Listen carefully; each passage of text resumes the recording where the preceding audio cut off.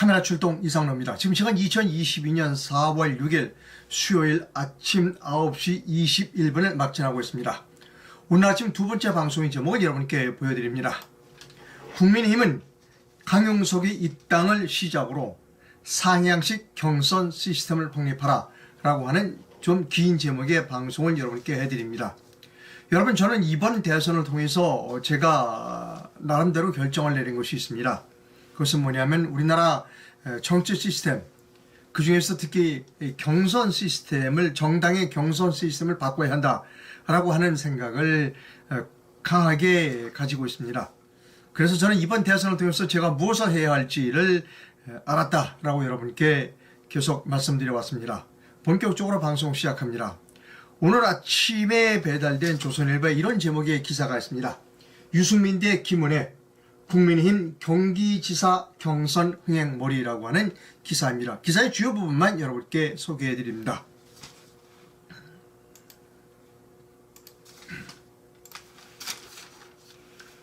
(6월 1일) 지방선거 최대 승부처로 꼽히는 경기도지사 선거에 윤석열 대통령 당선인 대변인을 맡고 있는 김은혜 의원이 가세하면서 국민의힘 경선이 달아오르고 있다. 이미 출마 선언한 유승민 전 의원에 이어 김 의원까지 출사표를 던지면서 국민의힘 내에서는 경선 흥행을 통한 경기도 탈환의 기대감도 커지고 있다.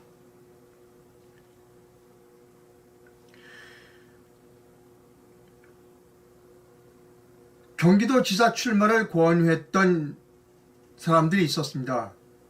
그러나 윤 당선인 측은 김 의원의 출마를 윤석열 대통령의 윤심과 연결지는 데는 선을 긋고 있습니다. 윤 당선인 측 관계자는 당선인의 뜻은 경쟁력 있는 후보가 있다면 모두가 나가서 승리하라 라고 하는 것이 윤석열 당선자의 뜻이다 라고 이렇게 밝혔습니다. 자, 또 다른 기사 하나를 여러분께 소개해 드립니다. 조금 전에 들어온 기사입니다.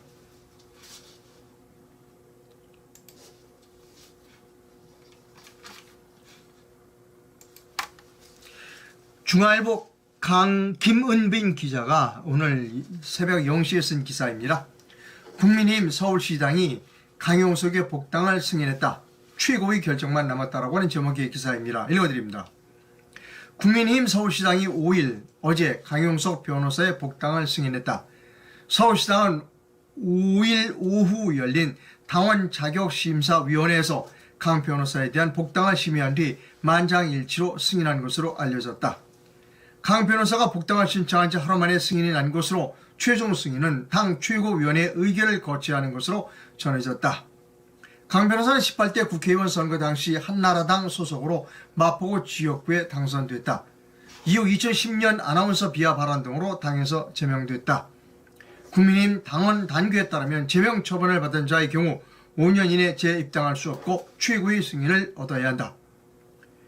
한편 강 변호사는 지난 4일 경기 수원시 세류역에서 기자회견을 열고 이제 경기도를 정상화할 시간이라며 경기지사 출마를 선언했다.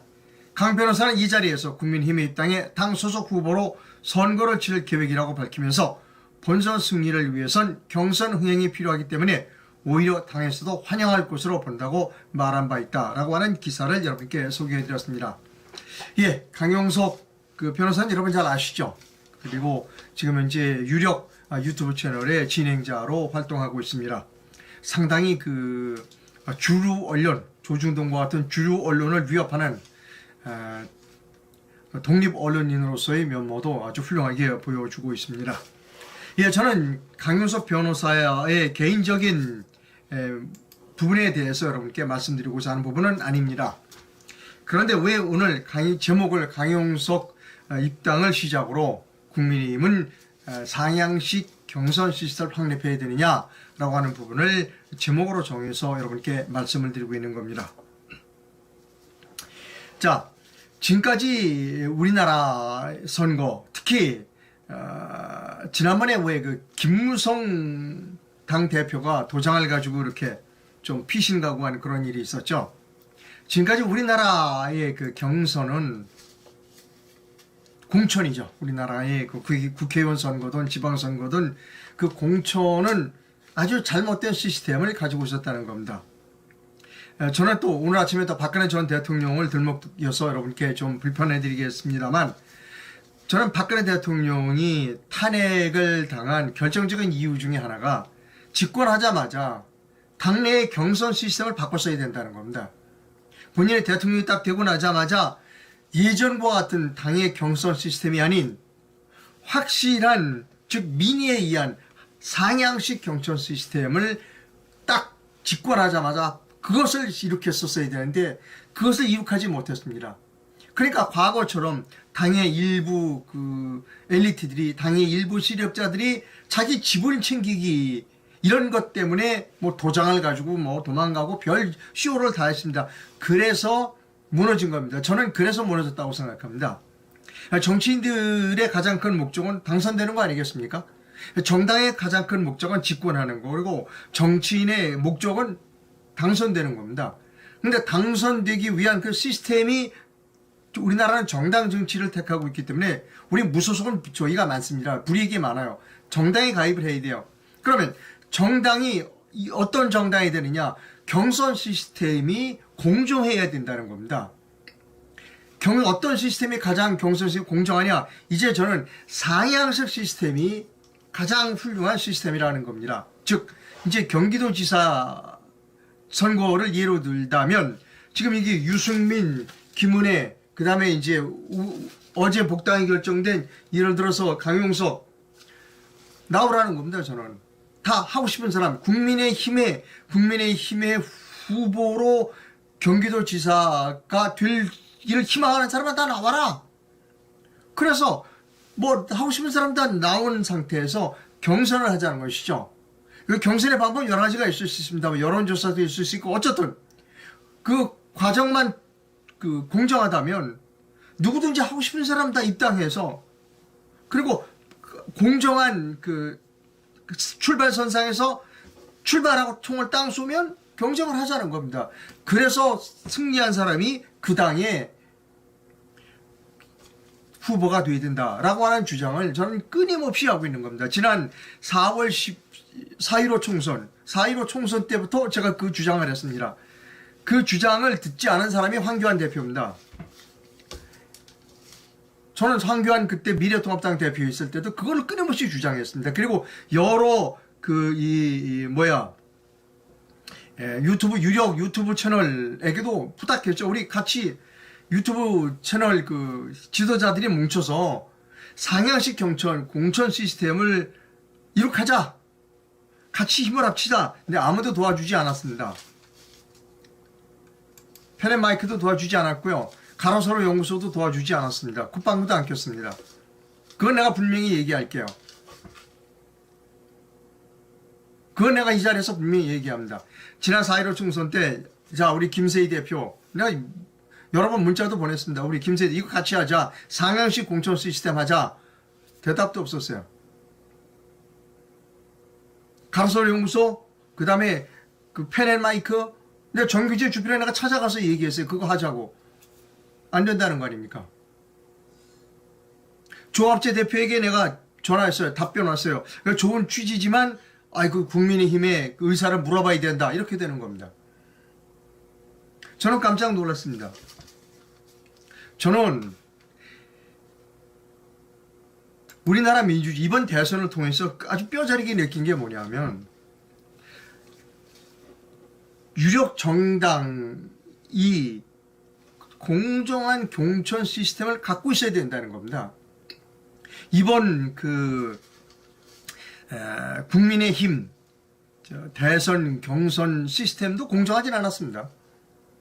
왜냐하면 2차 경선에서 황교안 후보가 상당히 높은 점수를 얻었다고 황교안 후보는 주장합니다. 왜냐하면 부정선거 이슈를 들고 나왔기 때문에, 실질적으로 저는 당시에 황교안 후보가 윤석열 후보나 그 다음에 유승민 후보나 홍준표 후보와 거의 동일하거나 아니면 더 높은 득표를 얻었을 것이라고 저는 생각합니다. 그런데 그 결과를 공개하지 않았어요. 경선 결과를 공개하지 않았습니다. 저는 그래서 그것을 경선 결과 공개하지 않았다. 근데 보니까 법률적인 하자가 있다라고 해서 대검에 제가 고발을 했습니다. 이준석, 정홍원 이런 사람들을 고발했어요. 저는 고발인 조사 2번을 받았습니다. 영도비 경찰서에 가서. 근데 영도비 경찰서 이준석이 정홍원이 오십시오. 조사 받십시오. 근데 안 온다는 겁니다. 바빠서 안 온다는 겁니다. 여러분 기억하실 겁니다.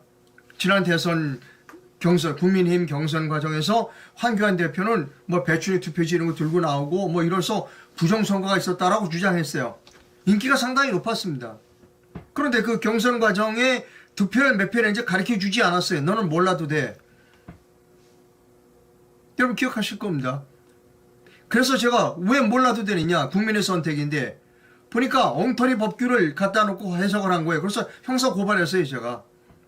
이준석 그 다음에 정홍원 이런 사람들 형사 고발했습니다. 영도경찰서에서 고발인 조사 2번 받았어요.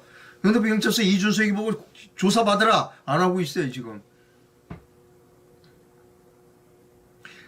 그래서 공정한 시스템, 그러니까 우리가 지난 4.15 총선에서 선거관리위원회, 중앙선거관리위원회만 부정선거를 했느냐? 그건 아닐 거라는 거예요. 각 정당에 예를 들어서 국민의힘 또 더불어민주당 거기에 경선도 부정이 없었을 것이냐? Nobody knows. 아무도 올 수 없다는 겁니다. 왜? 공개하지 않으니까. 국민의힘은 공개하지 않았잖아요. 공개하지 않았는데 누가 몇 표를 받았는지 어떻게 알아요? 그냥 우리가 봤으니까 너는 그냥 떨어져. 황교안 씨, 우리가 봤더니 당신은 점수가 한 표는 없네. 그냥 집에 가. 이게 말이 돼요? 이거 말이 됩니까, 여러분? 저는 그거 고발했어요. 거듭 말씀드리지만. 저는 고발인 조사 2번 받았습니다. 영도경찰서에 가서. 영도경찰서 이준석 씨 와서 조사받아라. 정홍원 선거관리위원장, 국민의힘 선거관리위원장은 조사받으러 안 오고 있어요. 그 사람들. 이게 무슨 민주주의예요. 이게 무슨 법치고.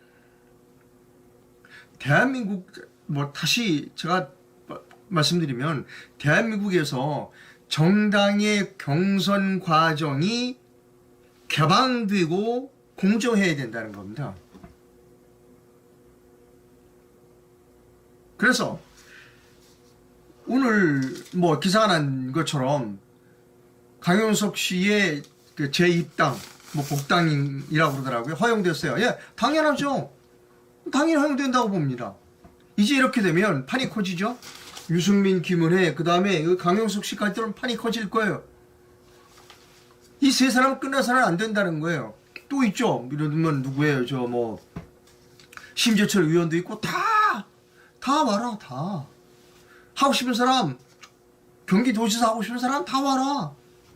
그래서 공정하게 경쟁하자. 그래서 상향식 공천을 해서 중앙당이 결정하지 마라. 상향식 공천을 하자라고 하는 게 끊임없는 제 주장입니다. 다음번에 제가 기회 있으면 서울시장도 역시 마찬가지입니다. 지금 서울시장도 국민의힘 후보는 오세훈이 한 명밖에 없다라고 얘기를 하는데 천만의 말씀. 경선하자는 겁니다. 이번 서울시장 후보도 서울시장 하고 싶은 사람 다 모여라. 그래서 하자는 거예요. 저는 오세훈 씨가 서울시장 역할을 충분히 했다고 생각하는 사람이 아닙니다. 지난 4.7 재보궐선거 이후에 오세훈 서울시장이 뭐 한 게 있어요? 우리 애국 국민들을 위해서. 저는 서울시장도 상향식 공천을 해서 경선하자는 겁니다. 그게 제 주장입니다. 그래야 대한민국이 제대로 갑니다. 자, 정리합니다. 자꾸 제가 박근혜 대통령의 언급을 해서 불편하신 분이 많은 것 같은데 언급을 하지 않을 수가 없습니다. 박근혜 대통령이 탄핵되게 된 근본적인 원인은 대통령이 되자마자 정치 시스템을 혁명을 했었어야 된다는 겁니다. 혁명적 변화의 시스템을 갖췄어야 되는데 그 시스템을 갖추지 않은 겁니다. 즉 박 대통령이 집권하자마자 이거 정당 공천 시스템 이거 올바르지 않아. 완전한 상향식으로 가. 라고 했었으면 김문성 씨가 도장 가지고 도망가고 이런 일도 없을 거고 그래서 서로 자기들끼리 당내에서 싸우다가 과반을 잃어버리는 그런 비극적인 일도 없었을 겁니다. 우리나라에서 가장 시급한 것은 정당의 공천 시스템을 바꾸는 것이다. 그리고 지난 대통령 선거 때, 지난 대통령 선거 때 국민의힘의 경선 과정도 투명하지 못하다. 공개를 안 했으니까. 언젠간 이것도 문제가 된다는 겁니다. 그래서 이번 지방선거를 계기로 국민의힘은 제대로 된 정당으로 태어나려면 완벽한 상향식 공천 시스템을 확립하는 게 좋겠다. 마침 오늘 아침 신문에 보면 윤석열 당선자가 윤심이다. 윤석열이 윤심이라는 거 그런 거 없다. 경적 있는 사람은 다 후보로 나와라 라고 얘기를 했다고 그래요. 그렇게 얘기했는지 안 했는지 내가 잘 모르겠습니다만 잠깐 신문에 그렇게 돼 있습니다. 그렇다면 손 떼는 겁니다. 윤석열 당선자는 윤석열 대통령은 손 떼는 거예요. 손 대면 안 돼요. 손 떼는 거예요. 그리고 시스템을 갖춰주면 되는 겁니다. 완벽한 경쟁 시스템만 강조하면 되는 겁니다. 그게 대한민국을 살리는 길이다라고 생각합니다. 여러분, 저는 독립 언론인입니다. 이번 대선을 통해서 제가 무엇을 해야 할지를 정확하게 깨달았습니다. 저는 이런 일을 하겠습니다. 우리나라 정당의 공천 시스템은 개혁돼야 한다. 시작의 출발은 바로 그거라는 겁니다. 공정한 경선 시스템, 그것은 완벽한 상향식, 그리고 투명한 공개. 이것이 정당을 바꿀 수 있고 정당이 바뀌면 대한민국이 바뀔 수 있다라고 생각합니다. 저는 그 일을 위해서 노력하겠습니다. 여러분, 이 영상을 널리 많은 분들이 보실 수 있도록 구독과 좋아요를 눌러주시고 다른 분들에게 많이 공유를 해주시면 감사하겠습니다. 그리고 이상로가 올바른 일을 하고 있다고 생각하시면 제게 재정적 후원도 부탁드립니다. 상업 광고하겠습니다.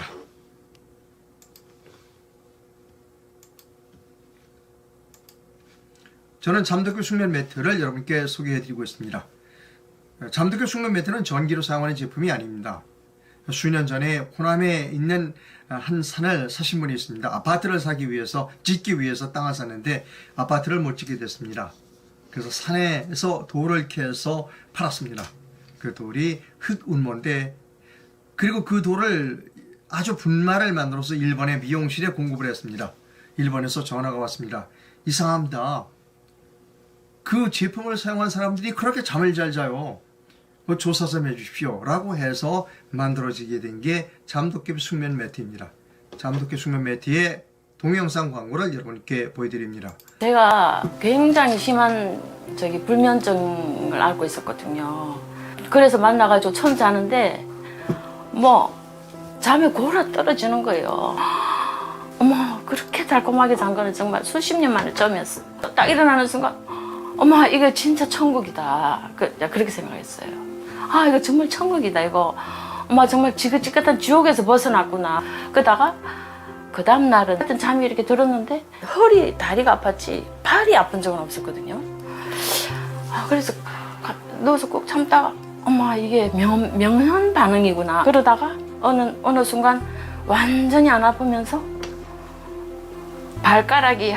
이 발가락이 하나, 끝머리 새끼 발가락에서부터 2개까지가 항상 중지까지로 이렇게 번져가는 중이었어요. 이거 그때 이제 발가락 아픈 게. 나중에 보면 발가락이 하나도 안 아픈 거. 하지 저린 게, 이 고통은 안 겪어본 사람 모르거든요. 다리가 고통스럽고. 그런데 저는 그것도 고치라고는 별로 생각을 못 했는데요. 세상에 그 지옥에서 그것도 저절로 벗어났던 거예요. 그래서 저는 너무 감사하게 생각하고요. 저 같은 사람이 정말 지옥에서 벗어났으면 좋겠어요. 저는 정말 지옥에서 벗어났다고 생각해요. 어쩜 이런 제품이 다 있나. 정말 너무너무 하여튼 우리 감사합니다. 예, 잠도깨 숙면 매트의 동영상 광고를 시청해 주셔서 대단히 감사합니다. 댓글이 많이 들어오고 있고요. 이런 주장도 있습니다. 국회의원 한석이 지금 아쉬운 상태에 국회의원직을 그만두고 경기도지사에 나가는 것이 올바른 일이냐라고 하는 지적도 있습니다. 아마 김은혜 씨를 두고 말씀하시는 것 같습니다. 또 이렇게 말씀하시는 분이 있습니다. 우리나라 시스템을 바꿔야 할 게 한두 개가 아닙니다. 예, 맞습니다. 우리나라 시스템을 바꿔야 할 게 한두 개가 아니고요. 가장 시급한 것은 정당의 공천 시스템을 바꿔야 합니다. 그 다음에 선거 시스템도 바꿔야 하고, 지금 생각하니까 시스템 바꿔야 될 게 한두 개가 아니네요. 여하튼은 정당의 공천 시스템과 그리고 선거 시스템을 바꾸는 데에 제가 주력을 하도록 노력을 많이 하도록 그렇게 하겠습니다. 예, 방송 시청해주셔서 대단히 감사합니다. 저는 오늘 오후에 역시 김경재 방송으로 가서 또 방송을 합니다. 이상로의 뉴스 에세이 그리고 매일 책 한 권, 깊은 인터뷰 이런 것들을 김경재 방송에서 방송하고 있습니다. 오후에 김경재 방송에서 뵙도록 하겠습니다. 그런데 광고 하나 하겠습니다, 여러분. 제가 지금 김경재 방송에서 하고 있는 것 중에 매일 책 한 권이라는 프로그램이 있습니다. 그 매일 책 한 권에 어제부터 시작했는데요. 그 부의 미술관이라고 하는 책을 소개해드리고 있습니다. 잠깐 제가 책꽂이에서 가져오겠습니다.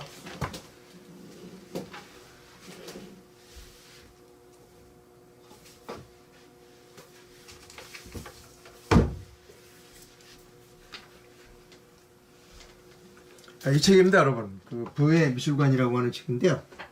아니네.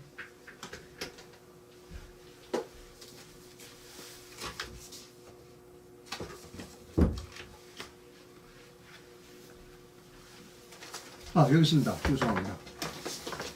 하도 책이 여러 번 많아가지고, 예, 부의 미술관이요. 이 책입니다. 너무너무나 재밌고요. 너무너무나 유익한 책입니다. 그냥 미술을 소개하는 것이 아니라, 부의 관점에서 미술을 소개하고 있습니다. 여러분, 꼭 시청 바라고요. 어제부터 시작했습니다. 부의 미술관은. 오늘은 제 2부입니다. 오늘 한 3시쯤 부의 미술관, 한 4시쯤 부의 미술관을 합니다. 여러분, 김경재 방송을 많이 시청해 주시기를 부탁드립니다. 제가 김경재 후보님한테 빚이 있잖아요. 대통령 출마 이렇게 권유해서 집을 날리게 생겼습니다. 여러분, 김경재 방송을 많이 후원해 주시기를 부탁드립니다. 감사합니다.